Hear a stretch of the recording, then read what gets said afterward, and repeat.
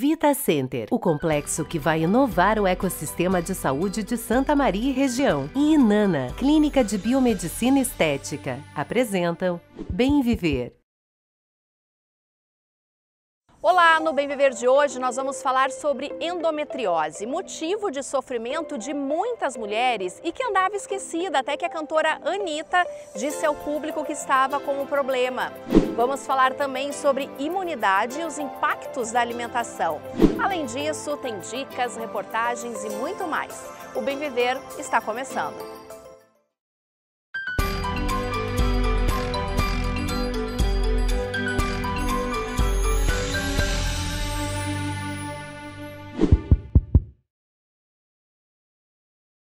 Dados da Federação Brasileira de Ginecologia e Obstetrícia apontam que 1 em cada 10 mulheres sofre de endometriose, uma doença que demora em média 10 anos para ser diagnosticada. E para falar sobre este assunto no Bem Viver de hoje, eu recebo com muita alegria a doutora Juliana Martini, ela é que é ginecologista e vai poder falar um pouco mais sobre esse assunto. Seja bem-vinda, doutora. E eu já quero começar a explicar para quem está nos acompanhando o que é essa doença. Então, a endometriose é uma doença crônica que está relacionada com muita inflamação na pelve e tem relação também com os hormônios, né? Dentro do útero tem uma camada que se chama endométrio. Essa é uma camada que durante o ciclo menstrual se prepara para receber uma gestação. Então, durante o ciclo ela vai crescendo, chega o período menstrual e ela descama. Acontece que na endometriose, um tipo de tecido semelhante a esse, ao endométrio, se instala em outras partes fora do útero, né? E quando isso acontece, uma das principais coisas é a dor que isso causa. O sintoma principal é a dor, então? É a dor, e é uma dor que pode se manifestar de várias formas, né? Além da dor da cólica intensa no período menstrual, que a gente chama de dismenorreia, existe também a dor na relação sexual, que é a dispareunia, existe a dor ou dificuldade para urinar, dor ou dificuldade para evacuar, né? Então essa doença ela vem com vários sintomas, por isso então a demora de muitos anos às vezes para ser diagnosticada. Se for pensar em um sintoma específico, né? Não dá para dizer, esse sintoma aqui é um sintoma de endometriose, né? Confunde muito, muitas vezes até com infecção urinária, como o caso da Anitta, que ficou tratando vários anos, né? De uma forma pensando em outras coisas que não endometriose. Quais são as mulheres que são afetadas pela doença? Assim, é uma mulher mais madura ou é adolescente? Também pode já apresentar nos primeiros anos do ciclo menstrual?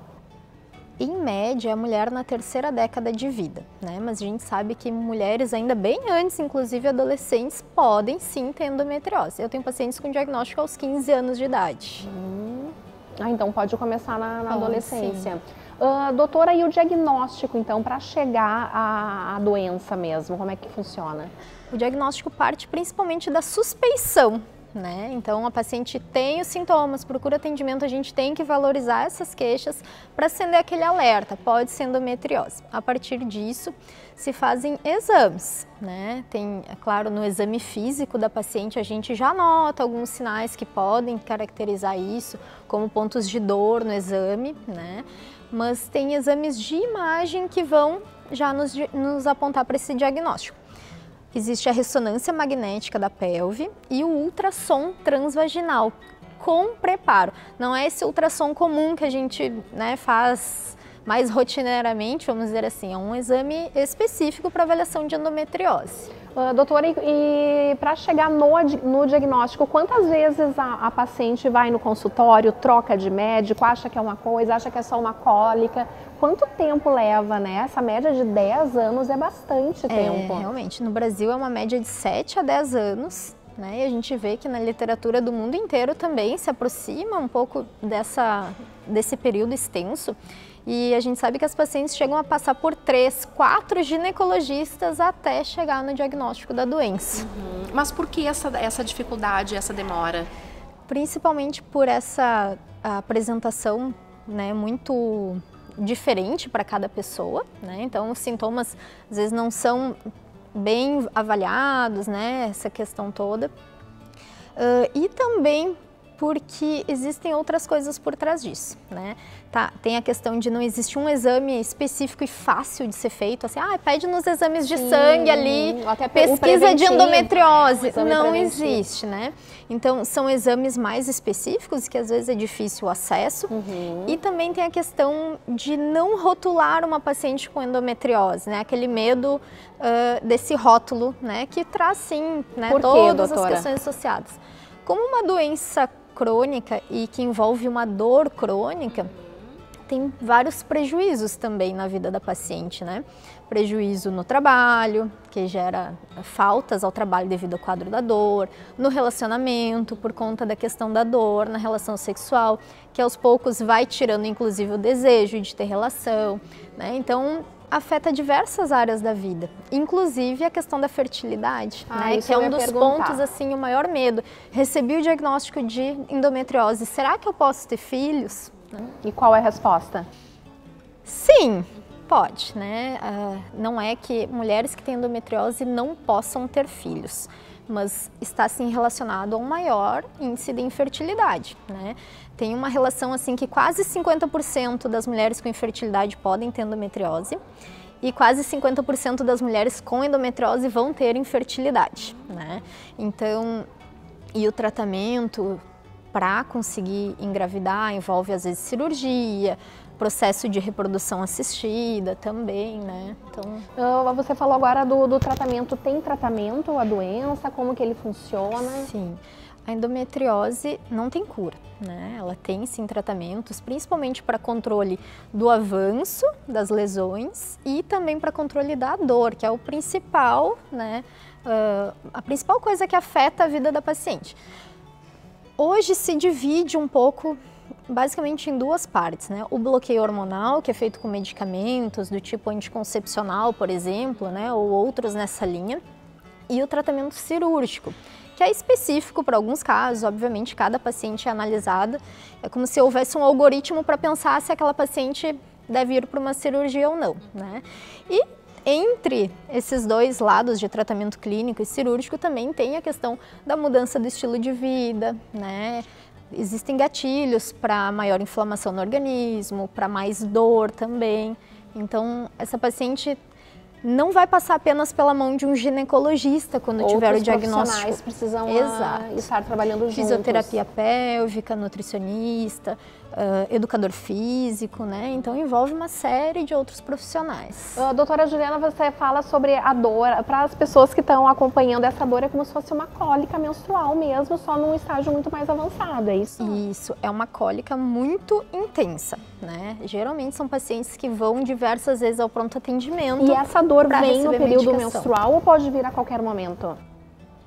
Na maioria das vezes ela vem no período menstrual, é uma dor mais intensa no período menstrual, mas não necessariamente que ocorra só no período menstrual, porque dependendo da extensão da doença, do acometimento dela na pelve, essa paciente pode ter dor durante todo o ciclo.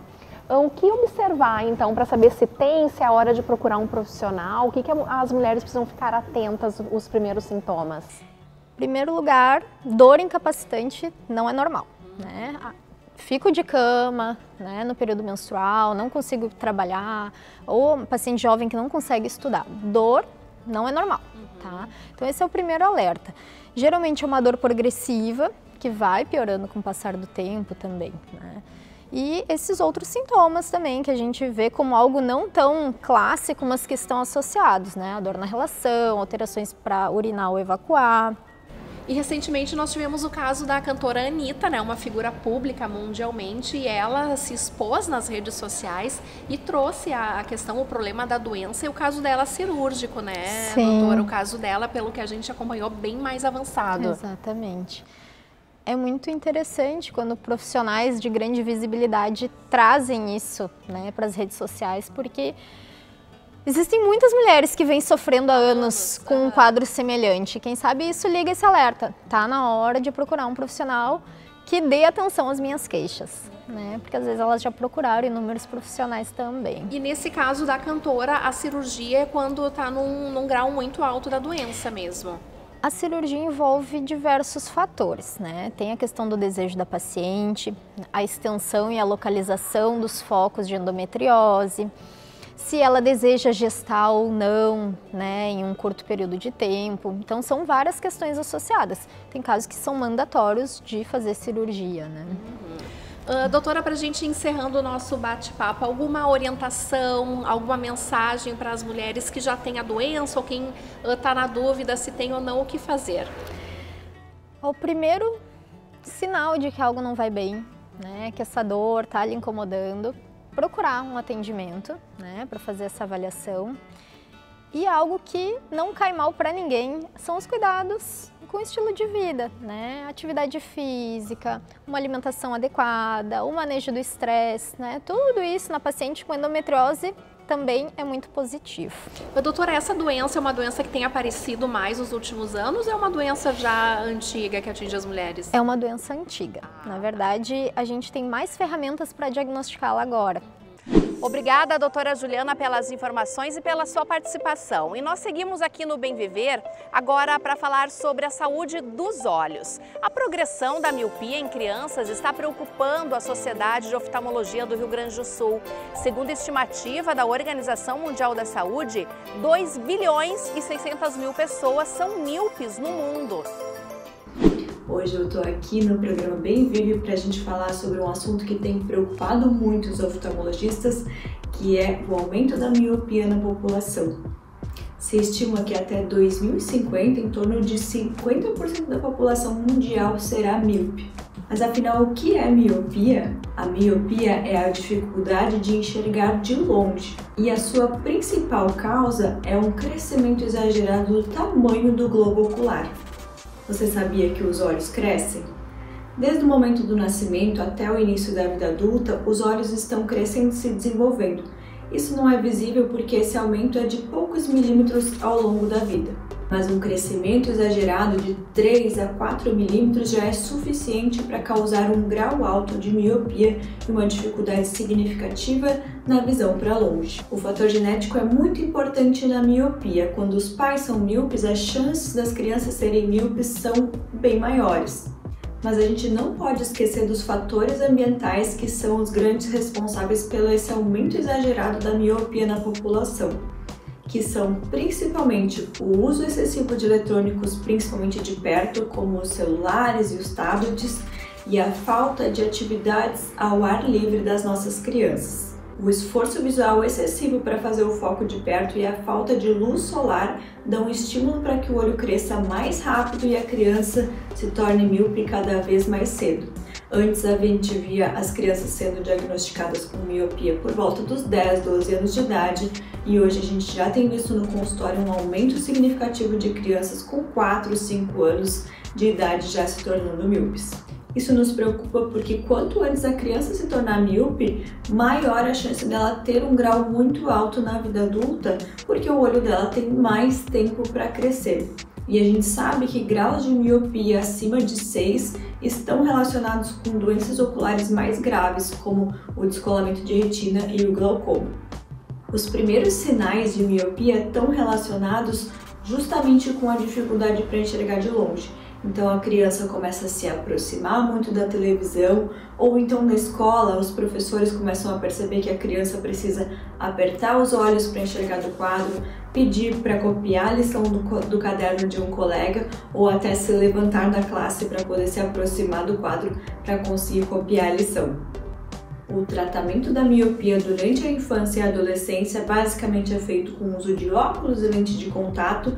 A gente ainda não tem um tratamento que possa parar ou regredir a miopia nas crianças e nos adolescentes, mas a gente já tem alguns tratamentos como lentes especiais, colírio de atropina, que podem ajudar a diminuir a velocidade de progressão da miopia para que a criança não chegue na vida adulta com um grau tão alto.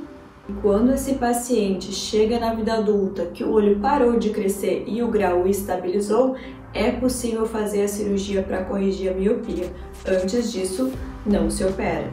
Mas é importante a gente lembrar que mesmo operando a miopia, deixando de usar óculos, o olho dessa pessoa ainda vai ter as características míopes e ter um risco de doenças mais graves oculares. Então é por isso que a prevenção é fundamental. E o que a gente pode fazer para diminuir esse risco de crianças ficarem míopes? 3 coisas são fundamentais: diminuir o uso excessivo de eletrônicos, aumentar atividades ao ar livre e manter em dia as consultas de rotina, mesmo naquelas crianças que não tenham nenhum sintoma, principalmente naquelas que já têm história familiar de miopia. E o Bem Viver agora vai para um rápido intervalo, mas antes você fica com uma dica de beleza e cuidados com a Clínica Inanna. Redução de manchas, redução de acne, melhora da qualidade da pele. Todos esses benefícios você pode ter com a luz intensa pulsada.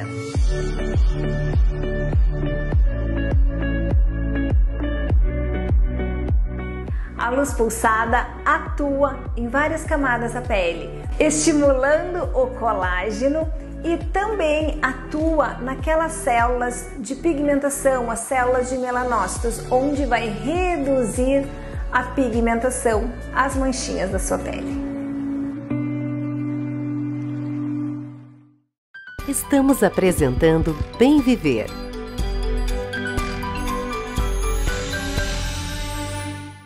O programa Meu Pet é Pop vai ao ar todos os sábados, comigo, Diogo Brondani, e com Maria Fernanda Matos. O programa que abre espaço para os bichinhos de estimação é a partir das 3 horas da tarde, na TV Diário e Rádio CDN. Você não pode perder. Há 21 anos, a Luz Mania está presente na cidade de Santa Maria.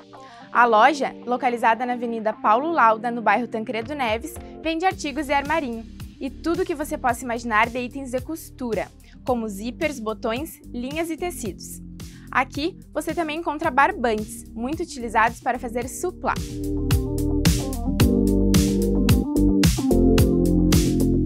Além disso, os produtos cosméticos são uma excelente opção de presente.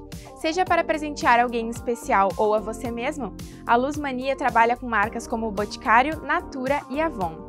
Atualmente, um dos itens mais requisitados são os tecidos para confecção de máscaras e lãs para tricô.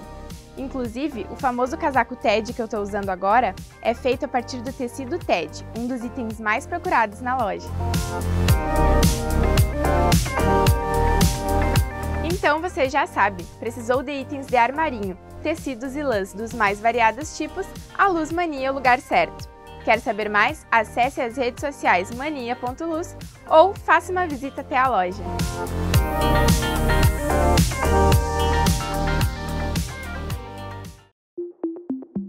Complexo Hospitalar Astrogildo de Azevedo. Centro de referência em saúde no interior do Rio Grande do Sul. Uma estrutura que integra o Hospital Astrogildo de Azevedo, a Policlínica Provedor Wilson Aita e o Hospital Alcides Brum, reunindo uma equipe multiprofissional e equipamentos de tecnologia de ponta para ser referência em múltiplas especialidades. Voltamos a apresentar Bem Viver.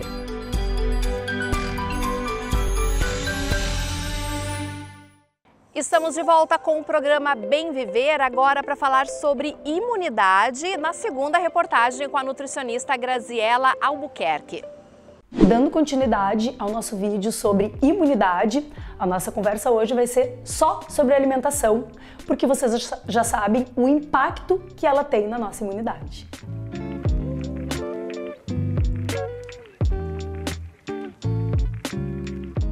O primeiro ponto que a gente precisa considerar é a mastigação quando a gente pensa na nossa imunidade, porque o primeiro processo de digestão ele começa na boca, ele começa na mastigação. Quando os alimentos chegam muito grandes no nosso intestino, naturalmente vai ser muito mais difícil para o corpo fazer esse processo de filtragem. Então, a mastigação é essencial. O segundo ponto que a gente tem que considerar quando a gente pensa na alimentação é o excesso de comida.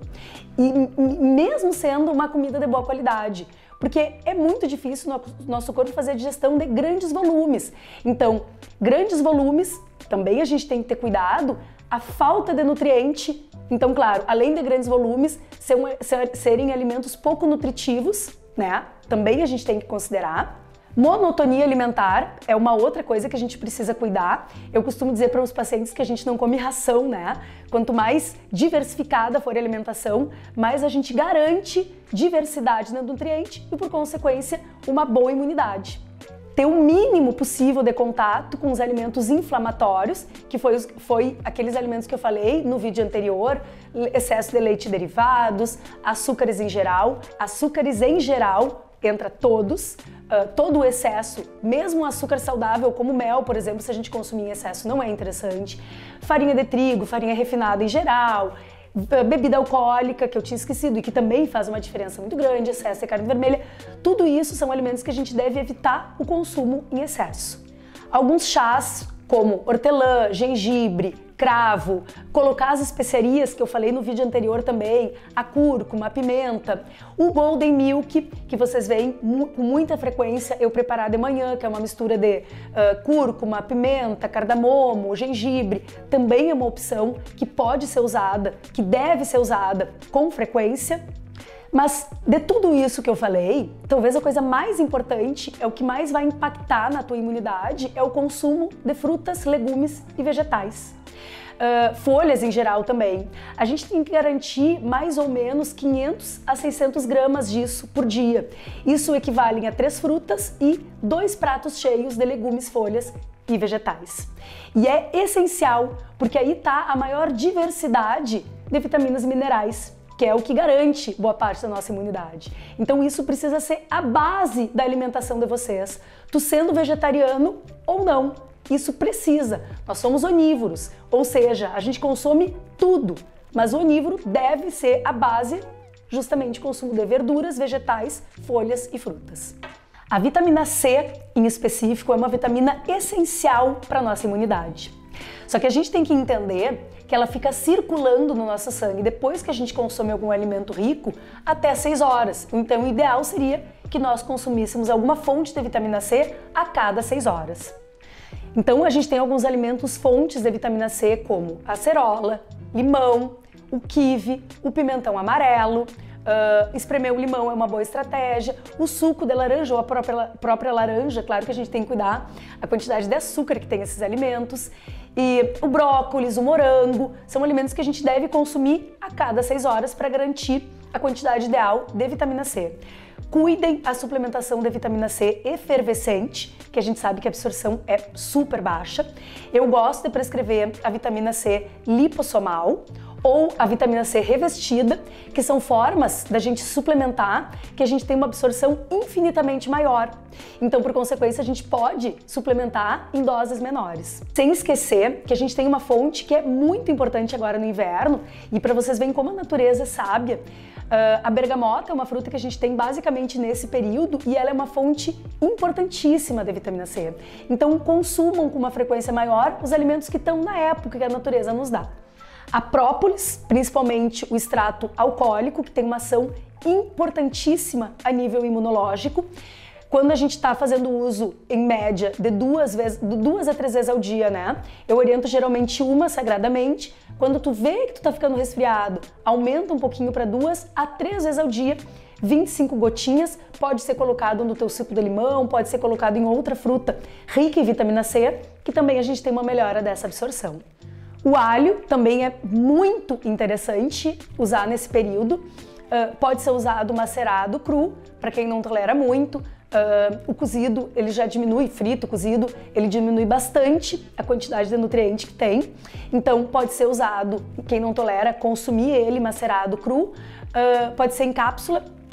O óleo de alho, umas 500 mg 3 vezes ao dia. Os prebióticos, que a gente já falou no vídeo lá sobre microbiota, sobre disbiose e nesse primeiro vídeo, os prebióticos são fibras que alimentam as nossas bactérias, que alimentam os probióticos. Aqui a gente tem as beta-glucanas da aveia, a gente tem a biomassa de banana verde, a gente tem a chicória, o alho, a cebola. Então são coisas que a gente consome com muita frequência no nosso dia a dia, né? Os probióticos, para a gente povoar com uma maior quantidade de bactérias no nosso intestino, que pode, se for de fonte alimentar, pode ser o kefir, a kombucha, ou a suplementação mesmo, que a gente já tem hoje com facilidade. Eu gosto sempre de orientar o uso de várias cepas, de vários tipos de bactérias, e não uma única, E algumas vitaminas e minerais em específico, e aqui é essencial falar que não tem como a gente suplementar o que a gente não sabe o que precisa. Então por isso que eu reforço muito a importância da gente fazer os exames de sangue e ver o que realmente a gente precisa suplementar e em que dose precisa. Porque a deficiência de algumas vitaminas e minerais, elas nos geram uma série de problemas, mas o excesso de algumas também. Então usar polivitamínico nesse período de inverno é uma coisa que também eu oriento vocês não fazerem. Não tem problema. Tem problema se vocês usarem doses acima do recomendado de algumas vitaminas e minerais em específico. Então, façam os exames e avaliem quanto que vocês precisam e o que realmente vocês precisam na suplementação de vitaminas e minerais. Então, como a gente já falou, a vitamina C, ela deve dar uma atenção maior como alimento e, se necessário, suplemento. Então a gente tem que dosar primeiro, já falei as fontes. Depois a gente tem um outro nutriente que daí tem que ser suplementado, que é a vitamina D, também deve ser dosada. O selênio, que é um precursor de uma série de ações no nosso corpo, deve ser dosado também. A gente tem como maior fonte as castanha do Pará, que em média umas 2 a 3 já nos garante uma boa quantidade, se não deve ser dosada e suplementada se necessário.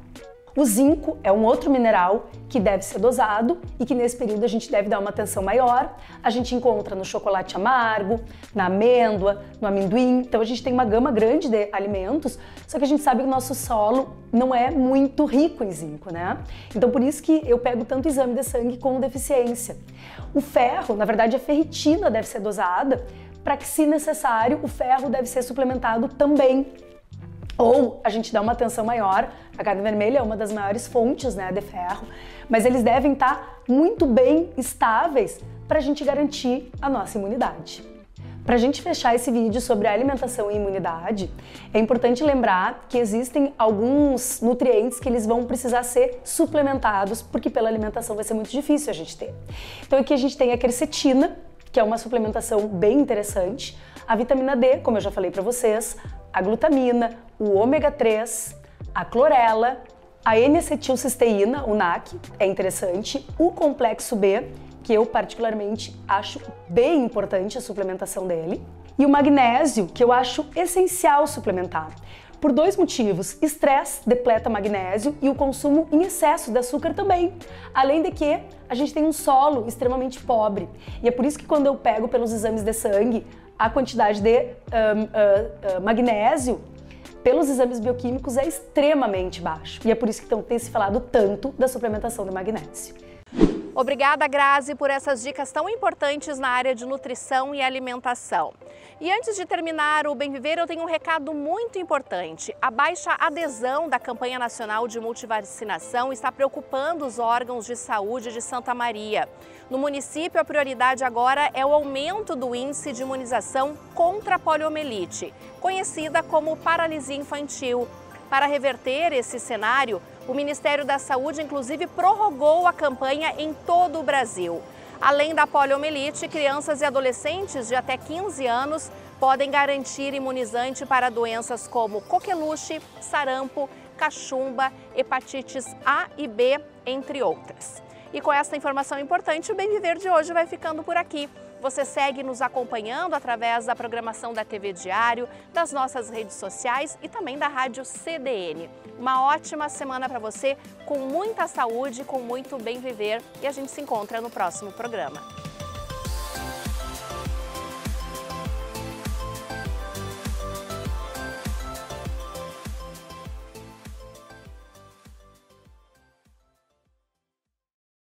Você assistiu Bem Viver. Oferecimento Vita Center, o complexo que vai inovar o ecossistema de saúde de Santa Maria e região. E Inana, Clínica de Biomedicina Estética.